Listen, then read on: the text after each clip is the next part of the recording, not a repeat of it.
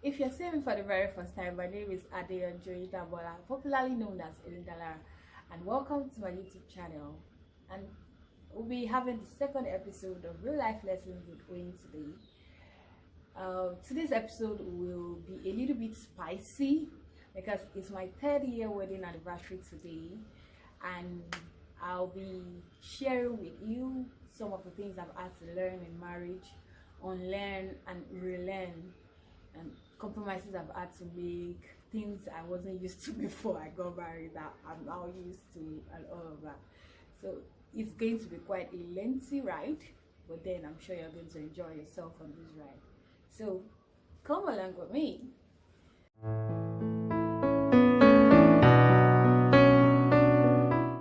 One of the mistakes I made in the first year of my marriage was that I used the template of my parents' marriage as mine, and it didn't work. I used the military approach they were using for each other. I used it here and it didn't work at all. Instead, every day we always having issues. Though they say that the first year of a marriage is always full of issues and all of that, but I feel we could still avoid some of those things we did that happened. So that was one of the mistakes I made. Then I had to unlearn this social media style, all these things we saw on social media as singles, that the marriage has to be like this. Even till now, the marriage have to work to be like this, they have to do like this, because we see it on TV or we see it on social media, they portray it as if that's how it should be. I had to unlearn all of that because I discovered that I married a different person that is on social media. The person on social media is different from the person I'm married to. So I had to unlearn all of our parts, because really that's one of the issues that is causing rifts in marriages these days. I had to unlearn that part. I understood the fact that my husband is I understand the fact that my husband is a very private person, and so I don't put things on social media anyhow. Even this, I had to ask him if it would be comfortable for me to share this before I started doing this.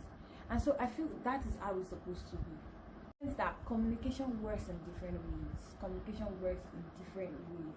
Communication is a totally different ball game entirely in marriage. Now, I'm this kind of person that I'm very confrontational. That's just who I am. I'm very confrontational. And my husband is somebody that when he's angry, he sits back. He just wants you to give him time. Let him get over everything. Then you can come back and you guys will discuss it. But me, I feel whenever I'm angry, there's an issue at hand. Let us discuss it now. I discovered that it wasn't working my first year of marriage. It wasn't working like that. Because instead of us to settle, the whole issue will be aggravated the more. And it wasn't helping. Every day we have to settle you, we have to plead this one, that one. Then I learned that, I think I learned this from my husband. I'm sorry can be in different form.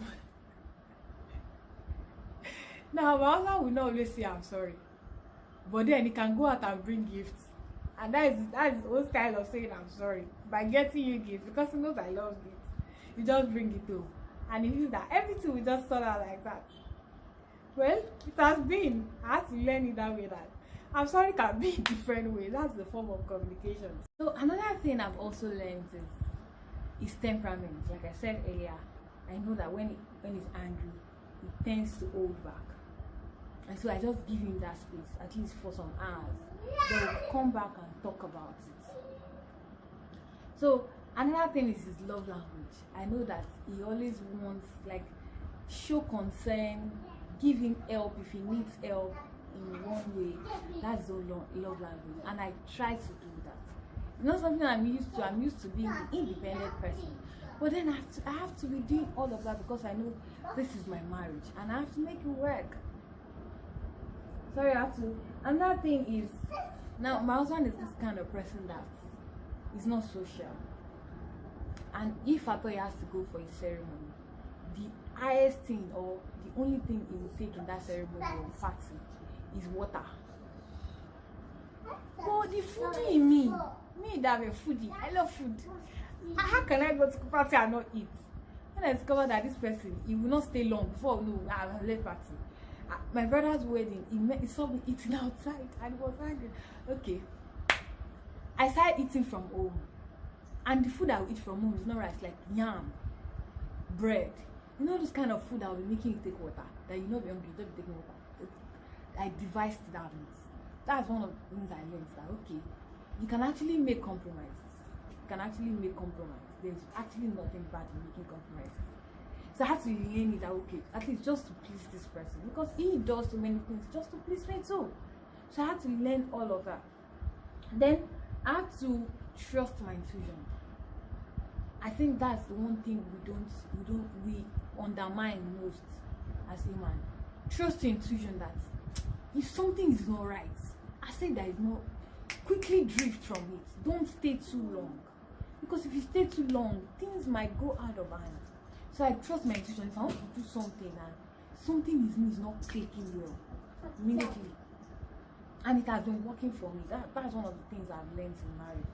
Another thing is, marrying a perfectionist and workaholic, you have to be very, very tolerating.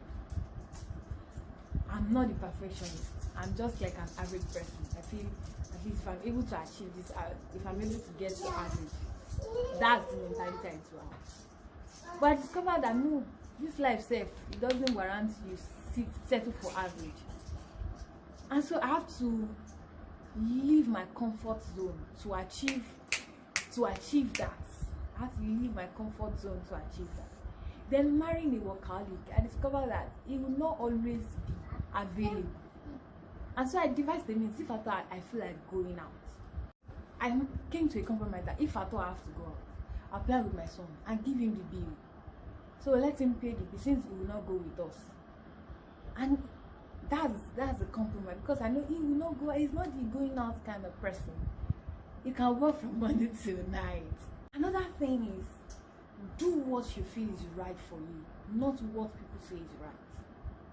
Now let me give an instance. After I delivered my son, I stayed at home for 3 months. I was like a maternity leave before I resumed work. Then I discovered that combining work and a newborn is not easy. So immediately, nobody taught me. I went to do family planning. I beg, I can't come and die. I can't come and kill myself. I went for family planning. I discussed with my husband. Immediately he accepted. Even if he had not accepted, I would have actually done it, because I have to consider myself. I went to do family planning. Some very close family friend that don't do family planning. This one should be somebody that I wouldn't allow to tell that I did family plan, that I will not do family plan. Am I not the one that will carry the pregnancy? Am I not the one that will give birth to the baby? Am I not the one that will breastfeed the baby? After I deliver, people will just be around for a few weeks, and everybody will go to their houses, and I will be left alone. I know I married a workaholic. He will not always be around. So that is what I feel is right for me, and that's how I've been doing it, and I'm comfortable with it. Whenever I'm ready to take him, I'll take him, not based on what people say that quickly do what you want to do before you start doing. No. I don't have to work with your own clock. I have my own clock, and I work according to my own time, not according to your own time. Now the last thing I'll be talking about is making compromises. Now the whole world, social media has made it seem like every marriage you see on social media is perfect. No, every marriage has its up and down, and nobody will come and tell you some of those compromises they make in the corner of their room. Nobody will come and show you behind the scenes. But people make compromises just to make their marriage work. And one of it is that I know my husband is not good in some areas, same way I'm not good in some areas, because we're not perfect. And so what I just do is I just interchange things. When I know that okay, it's good in this area, it's not good in this area, I will use this one to cover up for this. I know my husband is not good in the kitchen, but he can help clean the house, sweep the room, do some other house stuff. I don't bother about that. I don't want him in the kitchen. Let him stay where he can fix other things. I know my husband is not the going out type, but if I tell him to go out, he will pay the bill, so I don't bother. So let us understand the fact that we have to make compromises. Even in life, aside marriage, even in life, we make compromises. So why can't we make those compromises in marriage? Now don't forget that if you are being abused, that one is a different case. If you are being abused in marriage, is a different case. I don't advise you make compromises. So me, I'm talking about my marriage, and these are things I've learned in my 3 years of marriage, and it has worked. At least I'm here today. Like one of my friends said, they didn't call them to come and carry my boxes. So I'm here today, and what's not to be proud of? 3 years of marriage, it's not child's play. For somebody I don't know, we're groomed differently, and now we are here. No, it's something. So thank you very much for listening. I'm sure you enjoy this as much as I enjoy filming this as well. So please, if you are seeing this and are not subscribed to this channel, wait till you gain. Please subscribe to my channel. Click on the subscribe button. Give me a thumbs up. Encourage a sister. It's my 3rd year wedding anniversary. I encourage a sister. Then share your opinion in the comment section. If you can relate to some of these things I've said, some of these mistakes I've made, and some of the lessons I've learned, share your opinion in the comment section. And if you are also single and you're hoping that one day you're going to get married, share your opinion in the comment section. If you have questions, ask in the comment section. I'm going to give answers. And don't forget to share. You can share my content. And lastly, turn on your notification button, as we are going to be having a roller coaster on this ride. Thank you very much for listening, and do have a great day. Until we meet again, stay safe. Bye.